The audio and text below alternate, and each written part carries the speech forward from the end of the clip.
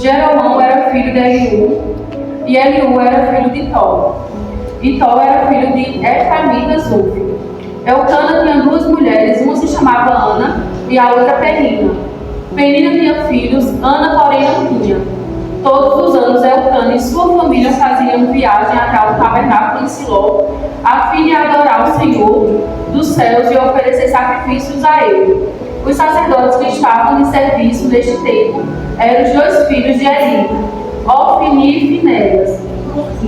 No dia que Elcana oferecia o seu sacrifício, dava parte para Penina e outra para todos os filhos e filhas dela. Mas a Ana ele dava 2 vezes mais porque a amava, apesar de o Senhor ter a deixado estéril.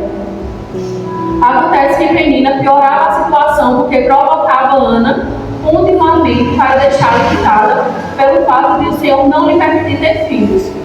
E todos os anos era a mesma coisa. Penina caçoava de Ana e a provocava quando iam a Siló, a casa de Deus. Por isso Ana chorava muito e não tinha vontade de comer.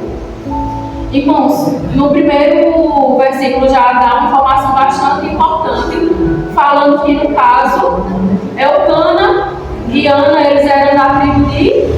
Alguém escutou? A tribo que Elcana e Ana eram? Eles eram da tribo de Efraim. E a Bíblia ela ressalta também que eles moravam na parte alta das montanhas.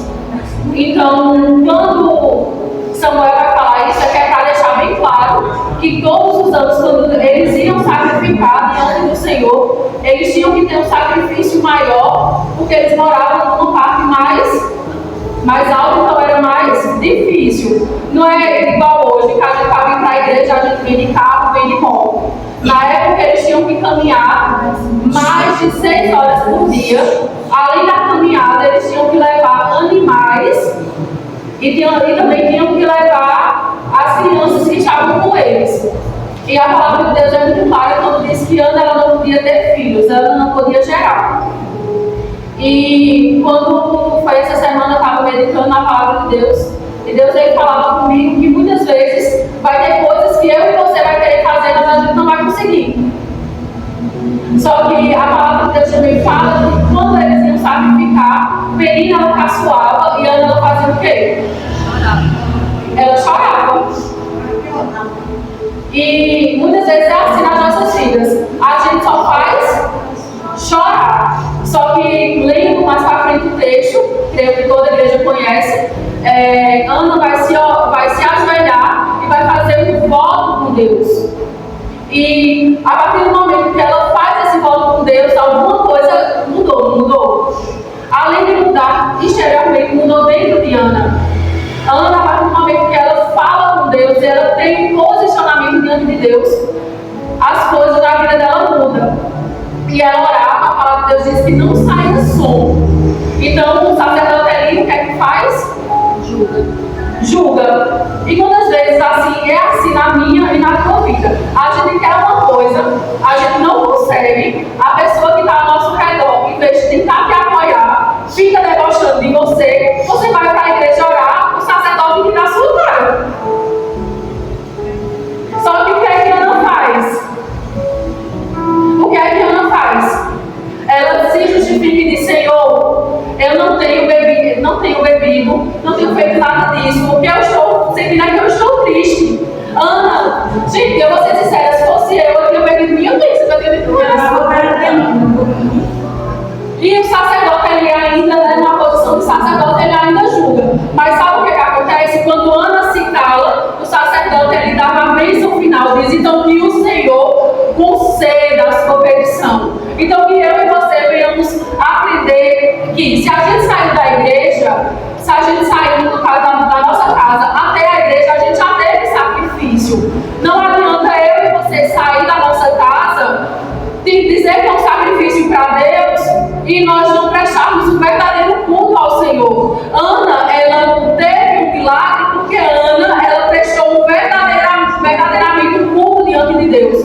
E muitas vezes nós não prestamos culto verdadeiramente, por isso que as coisas às vezes não acontecem. Então, antes de Deus dar Samuel a Ana, Deus tinha que preparar Ana. antes de Samuel vir até o mundo, Deus ele tinha que preparar a Ana, tinha que fortificar a Ana, ao ponto de que Ana estava tão acostumada a ser abençoada por Penina, que quando o sacerdote falou, ela não retrucou. Então, que nós venhamos aprender que para nós termos o extraordinário de Deus, nós temos que oferecer o extraordinário a Deus também. Porque se Ana ela não faz o voto a Deus, Samuel não existiria. Samuel ele é responsável por ungir o primeiro rei de Israel. E a palavra de Deus vai falar, se vocês já leram Juízes, que na época, Juízes 19 primeiro vai falar que Israel não tinha rei. Então as pessoas elas fazem o que querem. Porque a partir do momento que não se tem uma autoridade, as pessoas elas agem conforme o que elas acham correto. Mas Elcana e Ana, eles foram adorar a Deus e teve um milagre na vida deles. E antes de você gerar grandes promessas, vai ser necessário que você esteja pronto para vivê-las. Porque não adianta Deus te dar algo extraordinário se você não está pronto para o extraordinário de Deus. Não adianta você, igual eles faziam, no caso Elcana e Ana, eles caminhavam cerca de 8 horas. Imagina só, você sair da sua casa, caminhar 8 horas no deserto montanhoso, e fazer isso todos os anos. Ana só fazia chorar, Ana não comia, Ana só chorava e nada mudava. E quantas vezes a gente se sente assim, faz as coisas, diz, Senhor, mas eu estou fazendo tudo certinho. Na lógica humana não era certo, ele saía de casa uma vez no ano, sacrificar no tabernáculo, não estava certo. Só que no caso, às vezes Deus quer mais de mim e de você. Deus não queria dar só um filho a Ana, Deus queria dar um profeta, uma grande promessa. Deus queria dar alguém, queria dividir realmente Israel. Deus queria dar alguém com poder para ungir alguém e dizer, você está errado. Vocês têm noção do que é isso? Vocês têm noção do que é você ser chamado por Deus? Porque Samuel ele foi chamado por Deus. E Deus, além de chamar, Deus insistiu em Samuel. Deus chamou Samuel durante 3 meses. Então Deus ele não quer te dar apenas um filho. Deus não quer te dar apenas isso que você está pedindo. Deus quer te dar algo a mais. Eu agradeço a oportunidade em nome de Jesus.